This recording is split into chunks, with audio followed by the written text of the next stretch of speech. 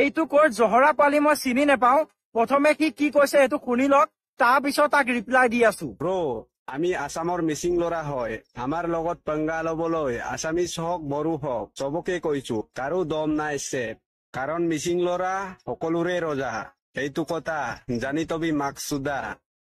মিচিং কেইটাক কৈছো মা দাচুত শুনি ল লাউৰা। অসমত কেলা অনলি বড়ো আৰু অসমীয়া ৰাজত্ব চলিব মা দাচুত। তহঁতে অসমত লাউৰা গোলাম খাটি আছ মাকচুদা মিচিঙত। আৰু তই কি লাউৰা কৈছ জাতৰ ওপৰত ভিডিঅ' নবনাবি মাকচুদা। আগত তোৰ নিজৰ জাতি কেইটাক বুজাই ল মা দাচুত, তাৰপিছত তই লোকক বুজাবি বেংক চুত মিচিং। অকাত থাকিলে ন মোৰ ভিডিঅ'টোত ৰিপ্লাই দিবি মা দাচুত। নিজৰ ডাইৰেক্ট ফেচ ৰিভিল কৰি ৰিপ্লাই কৰে দিবি মাদাৰ চোদ মিসিং যদি দম আছে লাউৰা। আছামিজ বড়ো দেউৰী ৰাভা আপোনালোকৰ পৰা মই ক্ষমা খুজিছো। মই আজিৰ পৰা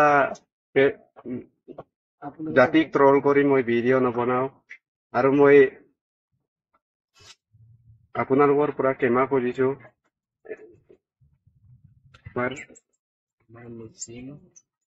আমাৰ মিচিং জাতীয় সংগঠনৰ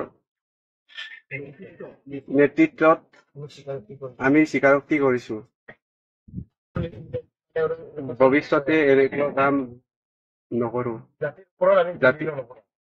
সকলো অসমবাসী ৰাইজক ক্ষমা কৰিছে এবাৰ, আৰু জীৱনত মই নেক্সট টাইম এনেকা ভুল নকৰো আৰু।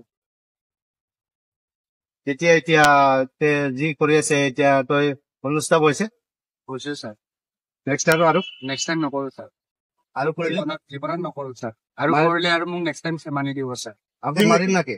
নালাগে ছাৰ।